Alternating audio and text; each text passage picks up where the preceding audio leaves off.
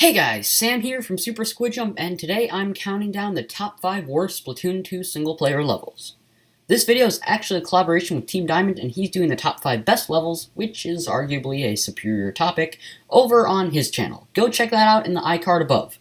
So, with that out of the way, let's get right into it.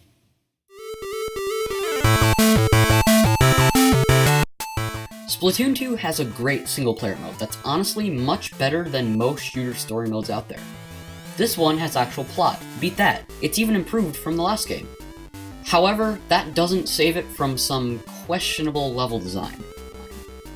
So today we're going to count down the top 5 worst Splatoon 2 single player levels. Here we go! Number 5. Cinching the number 5 spot, we have level 11, the Floating Garden, Chasing Heartache. Well, I've had my daily dose of depression. This level's main gimmick is the Tentacook, a new enemy that runs away from the player and drops bombs. I really hate Tentacooks. It takes forever to catch up to them and splat them. Even with the charger, which you should be able to snipe them with, it's still insanely hard, since they can see where you're aiming. The level starts out innocently enough with a lone Octarian, but then you go up the wall and stare into the eyes of the devil himself. You then need to chase the Tentacook, and to be honest, this part isn't too bad. The rest of the level is just chasing it in different areas, on smaller paths, multiple Tentacooks, or if 2 aren't enough, just a whole boatload of them. And just to top it all off, this area's sunken scroll really isn't trying too hard. Like, I can see it just coming into the area. How is that supposed to be difficult to find? All things said though, this level isn't actually that bad. At least they try to spice things up instead of just having me chase the Tentacook 15 times. Regardless, let's move on to number 4. Number 4. Stealing the number 4 spot from all the competition, which was virtually non-existent, we have level 20, Propellerland.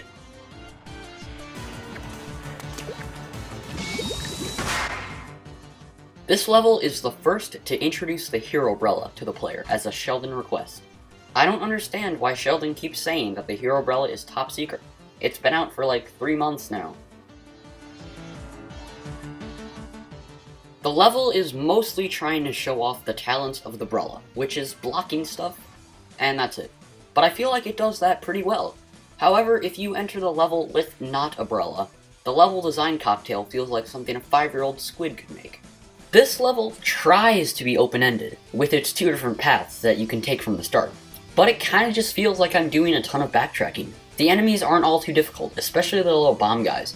There are so many of them throughout the beginning of the level, but they explode upon impact with the Brella.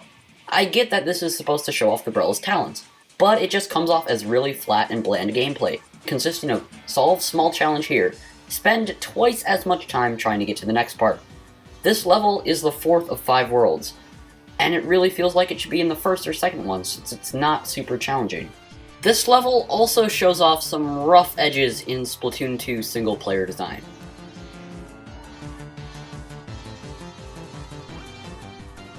But then, halfway through the level, it completely switches. It goes from a pseudo-open design to a more traditional linear design with some actually good puzzles utilizing the propellers. All in all, this level tries to do too many things. It's got invisible platforms, propellers, open design, puzzles, and enemies. Those things aren't mutually exclusive, but there are still just too many concepts this level is trying to cram down my throat. However, the main goal of the level is to cram the Brella down my throat, and it actually does that pretty well. Moving on. Number 3. Making the number 3 spot squeaky clean, we have level 7, Back Alley Cleanup. This level really sucks. Like a vacuum. 'Cause nobody's ever made that pun before. This level shines the spotlight on the Industrial Squeegee, a giant vacuum that will ruin your day. However, the AI on the big squeegees just isn't very good. It's a pain to get it to just move a little closer.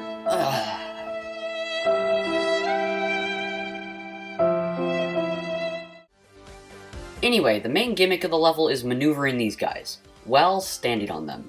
And just to make things worse, they chase you once you inevitably fall off. However, the level actually does a pretty good job of teaching you how the giant squeegee works. At the beginning, some Octarians get brutally massacred to show you how it'll work with your Inkling.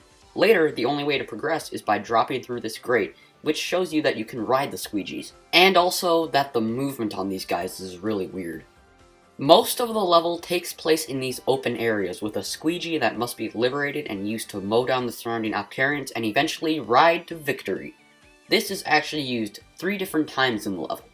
I mean, how's that for creativity? All things said, even though this is actually a short level, it still overstays its welcome by not really bringing much to the table. The main mechanic, the industrial squeegee, is really cool, but it's used again and again in the same way, making this level a chore to complete. If the industrial squeegee were used in other ways, this level could be really cool, but right now, it's just really bland. Anyway, here's number 2. Number 2. Super jumping into the number 2 spot, we have level 24, Transfer Junction. This level is later in the game, and it mostly uses mechanics already shown off in other levels. The main 2 are ink switches, which do things when you ink them, and moving platforms, which will splat you many, many times. While it might sound like this would actually be a simple level, it's really incredibly tedious. There are so many areas that take so long to complete, or are just really unfair. Back when I first played this level, I got my first game over in the entire single-player campaign trying to get the Sardinium. This level has a lot of moments like these, and they're not fun to play. At the beginning of the level, you have to go through this area with a few enemies and a lot of moving platforms. It's pretty easy, and it ends up just being a lot of waiting to get to the rest of the stage.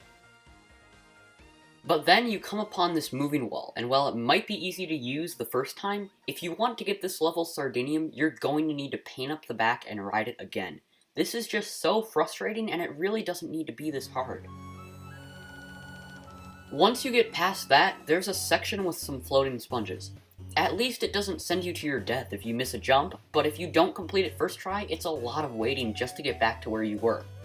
Plus, the sponges are super close to outranging the hero shot, making them difficult to hit and expand. That's just bad level design. After that, there are some janky moving platforms that are just...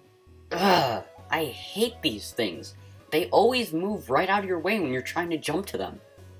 Last, the next checkpoint has you inking some switches. No, not that switch, an ink switch. Again, like the rest of this level, it's just a lot of waiting for the platforms to go where you want them to. There are some enemies, but they're not much of a challenge. Once you ink all 6 sides of the magical floating cube, you get a key. Use the key on the locked box and a platform rises. Then, the Zapfish is just kinda chillin' there. There's no final challenge, you just win. Talk about anticlimactic. Taking everything into account, this level is just a slog to get through. Even though it's got some cool ideas, it really just feels like it could use some polish. It's got a great final area, but it just drops the ball and hands over the Zapfish without a satisfying ending. If this level were put together a little better, some of its ideas could easily make it one of the best levels in the game, and all that lost potential is what gave it the number 2 spot. But enough of that, let's move on to number 1. Number 1.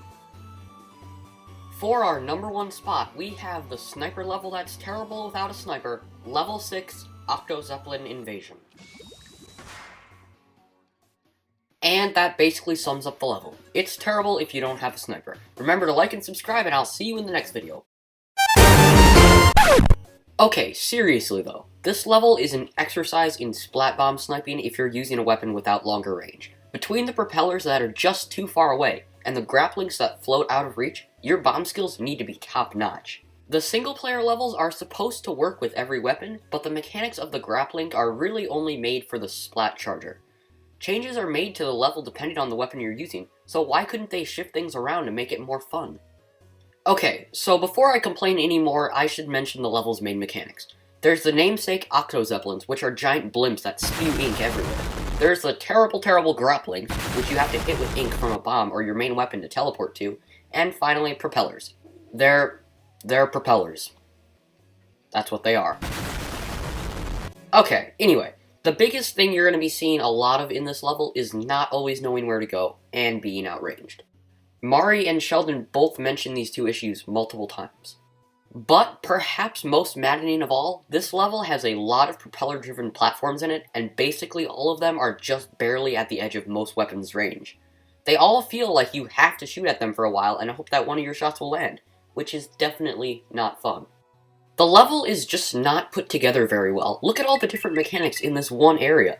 The grappling and Octo Zeppelin never interact, the propellers are super weird, the whole level is just going from one thing to the next really quickly. There were so many cool things that could have been done with these ideas, but instead we get a level that just uses them once or twice before throwing them away. It combines a bunch of unrelated mechanics through the hero charger. When you take away the charger, the whole level, which is based around range, just kinda falls apart. But that's only half the problem. The level also just has a lot of rough edges. The way the smaller Octo Zeppelins explode through the wall is something Nintendo could fix. It's not immediately apparent that I should try to get to the grappling above the Zapfish instead of the small platform that's just barely out of reach. And when I do realize where I need to go, it shouldn't be a game of shoot multiple fans at once. The timing window to make that is much smaller than it should be.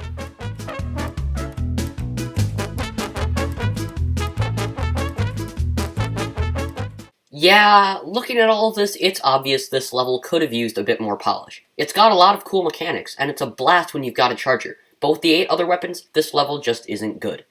The mechanics are great, and the execution with the Splat Charger is awesome, but it just completely mishandles support for the other weapons. But hey, it's not all bad. Remember, like any of my videos, this is just my opinion, so feel free to drop a comment with your least favorite levels down below or on my Discord.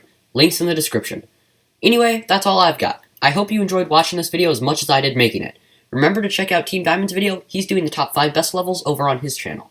Bye, and until next time, I am Super Squid Jump, blasting off again. See you later!